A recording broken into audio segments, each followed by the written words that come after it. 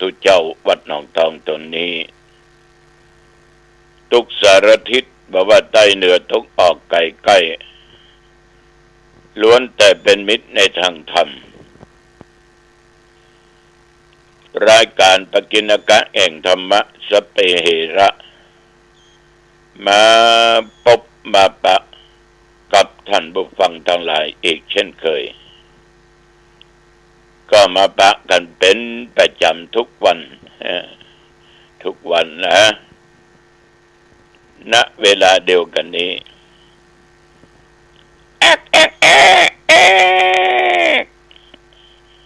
ไก่ขันตั้งไก่จะลงเล้าลงรังและก็ทางสถานีวิทยุแห่งนี้ที่ญาติโยมได้ฟังโยมทั้งหลายก่อนอื่นนั้นเราว่าไหว้พระสวดมนต์เพื่อเป็นสิริมงคลต่อชีวิตและถวายเป็นพระพรชัยมงคลแด่สมเด็จพระเจ้าลูกเธอเจ้าฟ้าพัชรกิติยภาตั้งใจเนอะญาติโยมเนอะไหว้พระว่าพร้อมๆกันไปอระหังสัมมาสัมพุทโธภควาพระผู้มีพระภาคเจ้าเป็นพระอรหันต์ดับเพลิงกิเลสเพลิงทุกข์สิ้นเชิงตรัสรู้ชอบได้โดยพระองค์เองพุทธังภควันตังอภิวาเทมิข้าพเจ้าอภิวาทพระผู้มีพระภาคเจ้าผู้รู้ผู้ตื่นผู้เบิกบานกราบพระพุทธสวากขาโตภควตาธัมโมพระธรรมเป็นธรรมที่พระผู้มีพระภาคเจ้าตรัสไว้ดีแล้วธัมมังนัมสสามิข้าพเจ้านมัสการพระธรรมกราบพระธรรมสุปฏิปันโนภควโตสาวกสังโฆพระสงฆ์สาวกของพระผู้มีพระภาคเจ้าปฏิบัติดีแล้วสังฆังนัมมามิข้าพเจ้านอบน้อมพระสงฆ์นะโมตัสสะภะคะวะโตขอนอบน้อมแด่พระผู้มีพระภาคเจ้าพระองค์นั้นอรหัตโตซึ่งเป็นผู้ไขจากกิเลสสัมมาสัมพุทธัสสะตรัสรู้ชอบได้โดยพระองค์เองนะโมตัสสะภะคะวะโตขอนอบน้อมแด่พระผู้มีพระภาคเจ้าพระองค์นั้นอรหัตโตซึ่งเป็นผู้ไกลจากกิเลสสัมมาสัมพุทธัสสะตรัสรู้ชอบได้โดยพระองค์เองนะโมตัสสะภะคะวะโตขอนอบน้อมแด่พระผู้มีพระภาคเจ้าพระองค์นั้นอรหัตโตซึ่งเป็นผู้ไกลจากกิเลสสัมมาสัมพุทธัสสะตรัสรู้ชอบได้โดยพระองค์เอง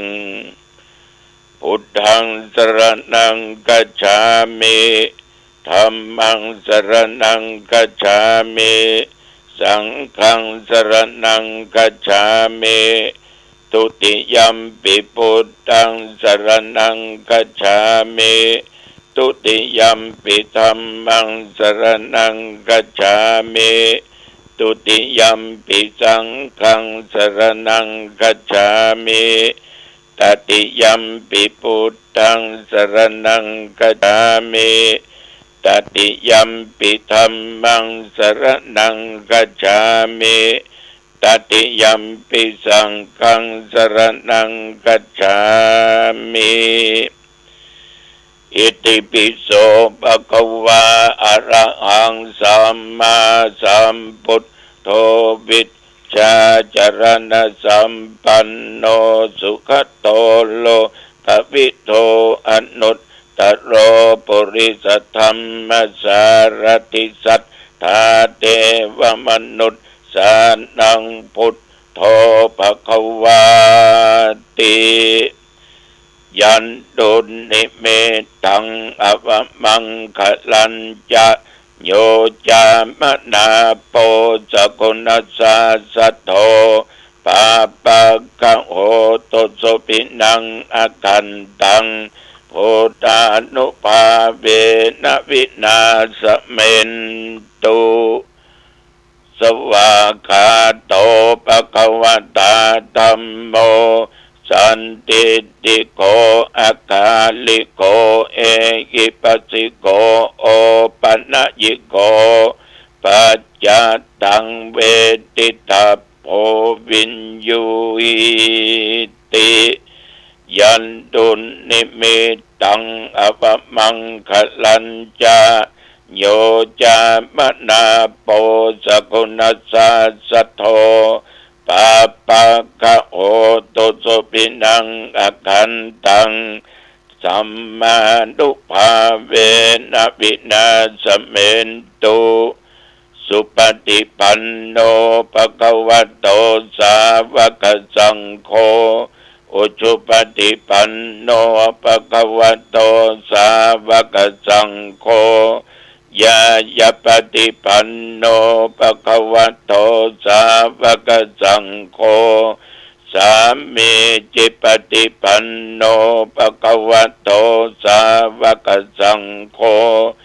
ยะติทังจัตตาริปุริสยุคานิอัตถาปุริสปุคลาเอสาภะคะวะโตสาวกสังโฆอาหุนายโยปาหุนายโยทักขินายโยอัญชลีกรณิโยอนุตตรังปุญญเขตังโลกัสสาติยันตุนิมิตังอวมังคลัญจะโยจามนาโปสกุณสาสัทโธปาปะกะโหตุสุปินังอากันตังสังฆานุภาเวนะวินาสเมนตุ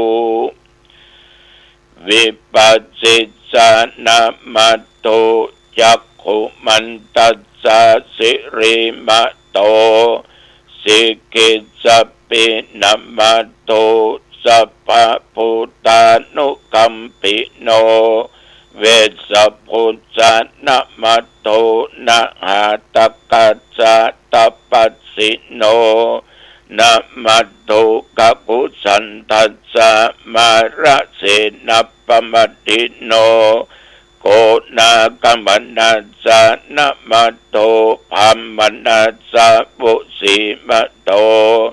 กัสสปัสสะนะมัตโตวิปมุตตัสสะสัพพทิอังคีรัสสัสสะนะมัตโตสักกัญญปุตตัสสะสิริมัตโตโยอิมังธัมมเตเสสิสัพพะตุขาปะโมทนังเยจาปินิพุตตาโลเกยะถาพุทธังวิปัสสิสุงเตชะนาอภิสุนามะหันตาบิตัสสารธาหิตังเทวมนุษย์สานังยังนมัสสันติโคตมังวิชาจรณะสัมปันนังมะหันตังวิตัสสารทังวิชาจรณะสัมปันนังพุทธังวันธามะโคตมันติ ยะโตหังภะเกเนอริยญาชาติยาชาโตนาภิชานามิสันจิจปนังชีวิตาโวโรเปตาเตนะสัจเจนะโสธิเตโหตุโสติขัพพสาโพชฌังโฆสติสังคโต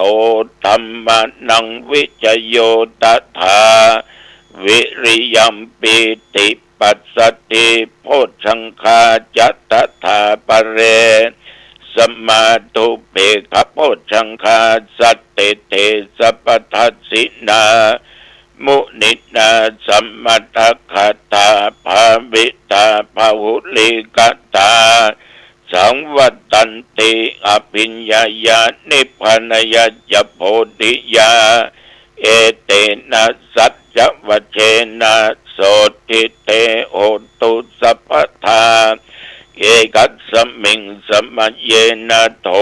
โมคคัลลานัญจกัสสปังคิละเนทุกิเตติสวาโพชฌังเคสัตตะเทสญิเตจตังอภินันติตวาโรคามุตติงสุตังคเนเอเตนะสัจจวัชเชนะโสติเตโอตุสัพพทาเอกัตถาธรรมราชาปิเขลัญเยนะปิปิริโตจุนตเถเรนะตัญเยวะพนาเปตวานะสัทรังสัมโมติตวาจะอภาธาตัมหาบุทธาสิทานะโสเอเตนะสัจจวัชเชนะโสติเตโหตุสัพพทาปะหินาเตจะอภาธาตินนันนัมปิมะเกสินังมัคคาอัตตกิเลสาวะปัตตานุปติธัมมะทังเอเตนะสัจจวัชเชนะโสติเตโหตุสัพพทาภวตุสัพพมังคลังรักขันตุสัพพเทวตาสัพพพุทธานุภาเวนะสัทธาโสติภวันตุเตภวตุสัพพมังคลังรักขันตุสัพพเทวตาสัพพธัมมานุภาเวนะสัทธาโสติภวันตุเตภวตุสัพพมังคลังรักขันตุสัพพเทวตาสัพพสังฆานุภาเวนะสัทธาโสติภวันตุเต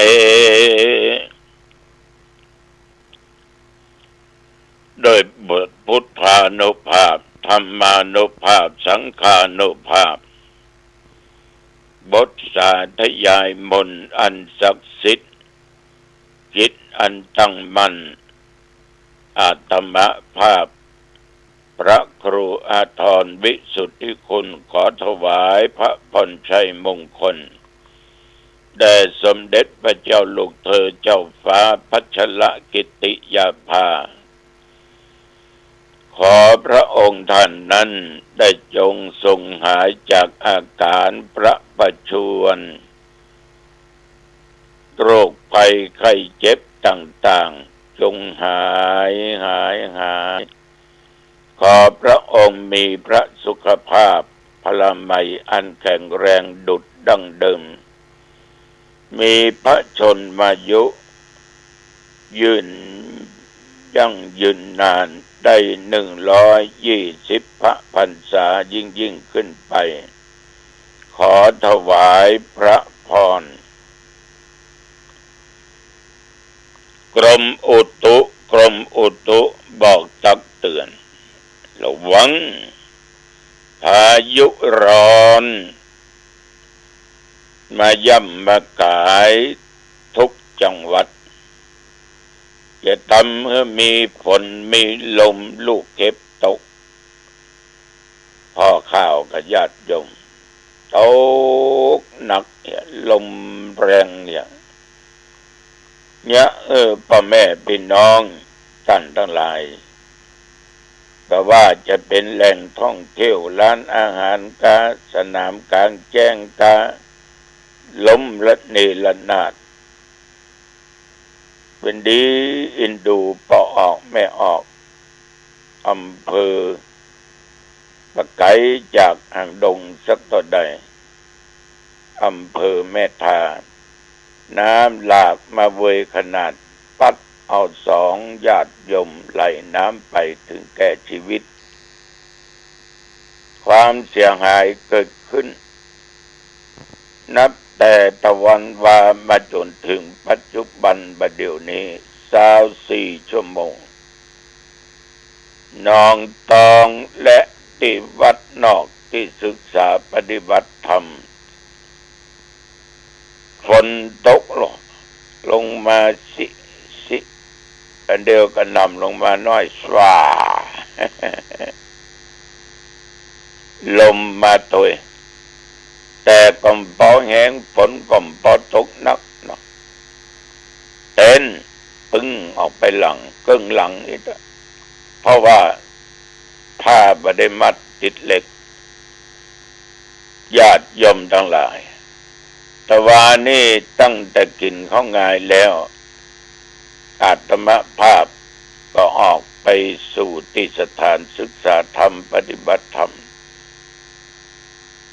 ได้ตุเจ้าพระเนนช่วยกันจัดสถานที่พร้อมกับญาติกับโยม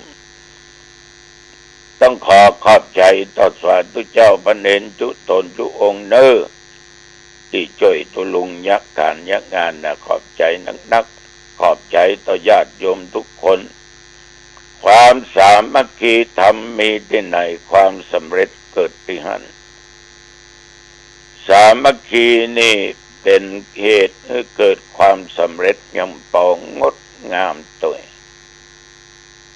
ยมน้องพอกันจังฟ้อนจะฟ้อนเล็บต้องพร้อมเพียงกันบ่ใจคนหนึ่งยกโกนขึ้นคนหนึ่งเอาโกนลงบ่ใจหรอกคนหนึ่งเอามือเบื้องซ้ายขึ้นคนหนึ่งดันเอามือเบื้องซ้ายเบื้องขวาขึ้นฟ้อนมันบ่ใจพอมันประสานกันมันก็บ่สวยงามแม้แต่การเต้นก็ต้องมีจังหวะไปตามก้องตามกองตีกองก็เช่นเดียวกันว่ากองตึงนงตึงทงรถพดก็ไปเห็นที่แซ่ก็ไปเห็นที่กองอุ้ยกองอย่างก็ไปคนละที่ละต่างมงมั่งมันงงเนี่ยมันก็ถึงมันฉะนั้นหมู่นี้จะมีความพร้อมเพรียงกันตีแง่อย่างใดก็ต้องเป็นเพ่งญาติโยมเช่นเดียวกันคนเฮาเนี่ยมีอะไรอย่างกันเนี่ยช่วยกันคิดช่วยกันทำทุกอย่างก็สำเร็จหัวหน้าก็ต้องดูแลอันใดที่ควรแก้ไขก็แก้ไขแต่ว่าไปนั่งบนวิหารบนไปปั่นปอนแก่ญาติแก่โยมหลายวัดหลายวาที่มาดำหัวดำเก้าขออนุโมทนาขอบใจต่อทุกเจ้าพระเนนคณะศรัทธาแต่ละวัดแต่ละบ้านไม่ว่าจะมาจากต่างอำเภอต่างจังหวัดและประการสำคัญอำเภอหางดงต้องขออนุโมทนาขอบใจเป็นอย่างมากที่กึศตึงหากันเนาะฉันเพ็ญก็ฉันที่ต่างตงที่วัดนะที่สถานที่ศึกษาปฏิบัติธรรมก็มีญาติบิยมศรัทธาปากันมานักหนา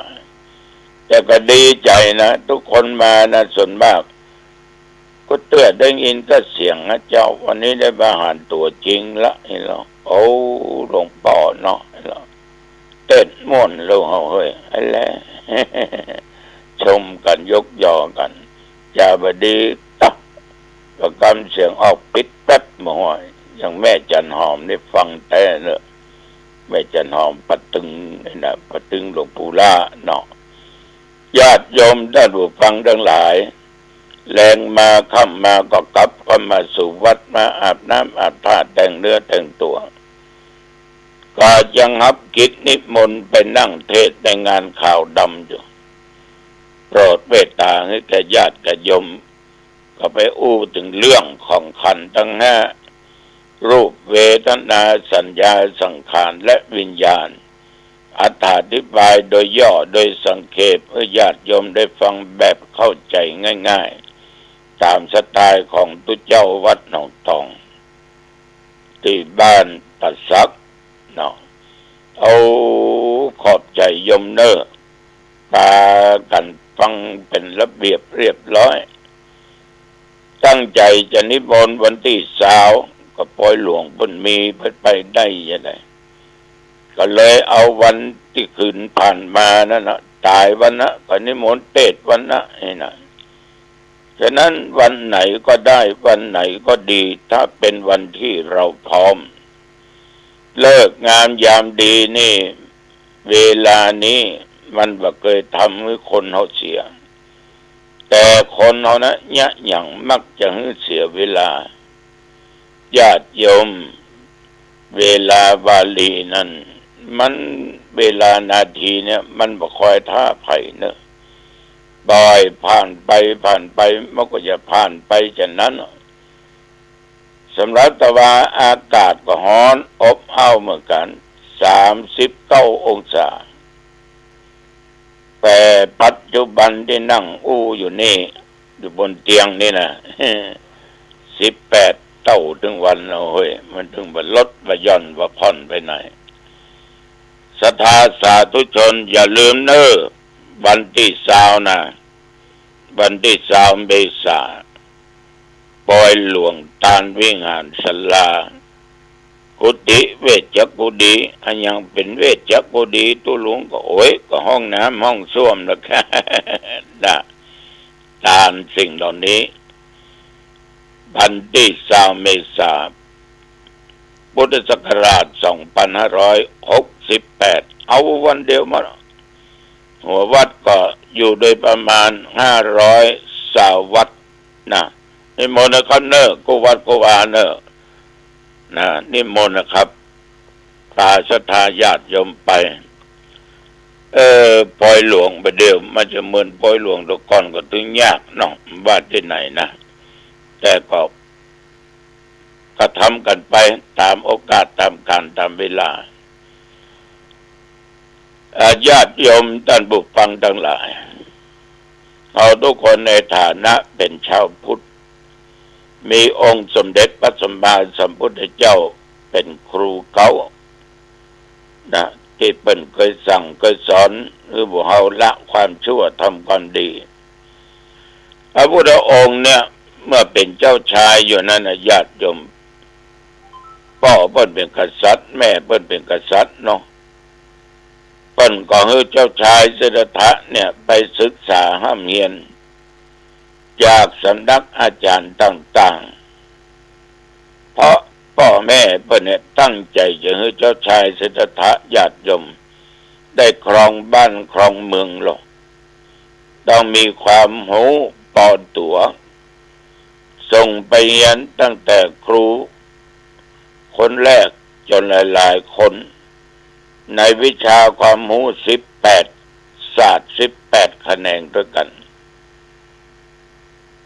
ความรู้ทั่วไปก็เรียนหูกฎระเบียบธรรมเนียมก็เรียนการคำนวณคณิตศาสตร์ก็เรียนการช่างการยนต์พระโอรสก็เรียนซ่อมอันแปลงนี้นะทางกฎหมายนิติศาสตร์ก็เรียนหูจักการอันใดที่เป็นมงคลและไม่ใช่มงคลก็เรียนหมดอย่างงานมงคลอวะมงคลเนี่ยเนาะมงคลคือสิ่งที่ดีที่งามเจ้าชายสิทธัตถะนี่ตั้งอกตั้งใจห้ามเรียนแม้แต่วิชาร้องรำทำเพลงก็เรียน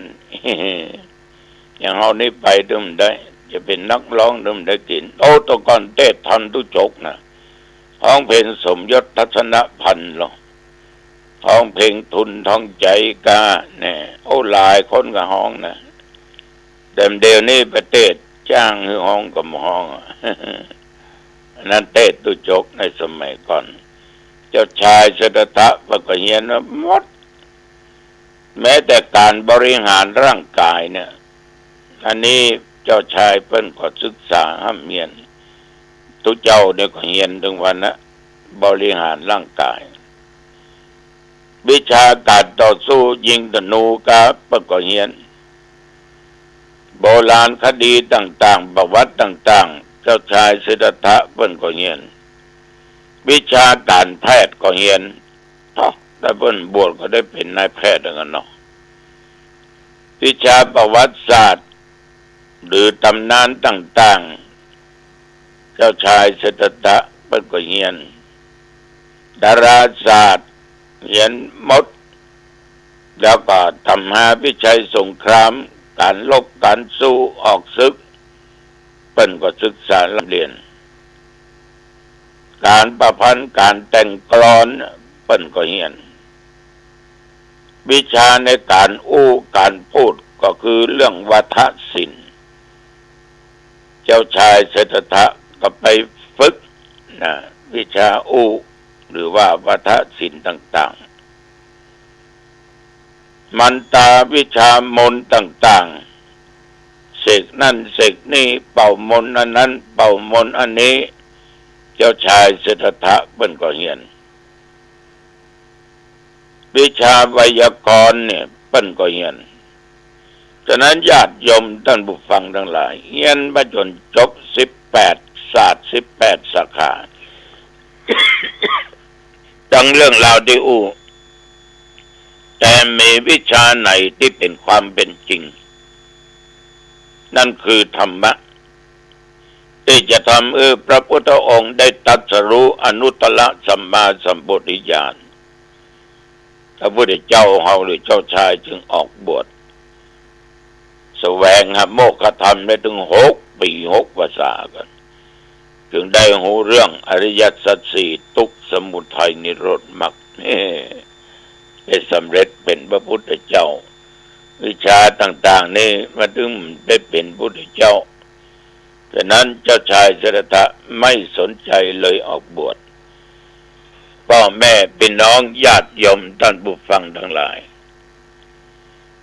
ใครปัญหาเนี่ยคำประวาเนี่ยญาติโยมเพิ่นมาสะหัวดำเก้ามีคนเฒ่าไปชายถามท่านพระครูเปิ้นลงวิทยุลงอันเนี้ยโทรศัพท์เนี่ยบอกว่าถวายปัจจัยให้ทุกเจ้าเป็นบาปใส่สตางค์ทุกเจ้าพระเนรบิณฑบาตก็บาปทุกเจ้าผิดตัวนี้หรอกแต่ว่าก็ฟังหูไว้หูนะเขาใส่เขาทำบุญหรอกมันไปบาปติดที่ไหนพระพุทธเจ้าบั้มเพ็งบารมีมกตานะบารมีเนี่ยเป็นข้อต้นข้อแรกธนบัตรหรือปัจจัยที่สมมุติก็เป็นเงินทองมันอยู่ที่ความสำคัญว่าเราคิดว่ามันเป็นก็จะเป็นเอาไปใช้เป็นประโยชน์ก็เขาว่าอย่างใดผิดมันผิดปาจิตติของทุกเจ้าแต่ว่าทุกเจ้าก็หับไปพัฒนาเกิดสร้างอ้างแปลงไปกินไปทานไปช่วยเหลือพี่น้องชาวบ้านสงเคราะห์คนนั้นสงเคราะห์คนนี้ทำประโยชน์นักโยมนะสำหรับทุกเจ้าหนองตองว่าไม่เป็นบาปคือสิ่งที่ทำบดีก็ไปว่ากันเนาะนี่ก็ขอตอบแค่นี้นะมันก็ได้สตางค์อะมันว่ามันเป็นบาปแล้วก็จะย้อนมาเฮาหมดทำไปเถอะญาติโยมเอามีกินมีใจถึงวันเพราะกรรมเก่าของเขา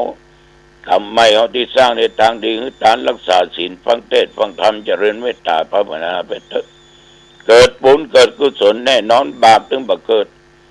เอาละวันนี้อู้จะไปมาเวลาพอดีอายุวันโดสุขังพลังพบกันใหม่โอกาสหน้าเจริญพรสวัสดีครับท่านผู้ฟังที่เคารพในส่วนของการแบ่งปันความคิดดีๆวันนี้ผมกเกษตรเพชรสำริดวิทยากรก็ได้นำเรื่องราวต่างๆที่เกี่ยวข้องกับหลักธรรมในทางพระพุทธศาสนามาเสนอแนะมาแบ่งปันให้ท่านได้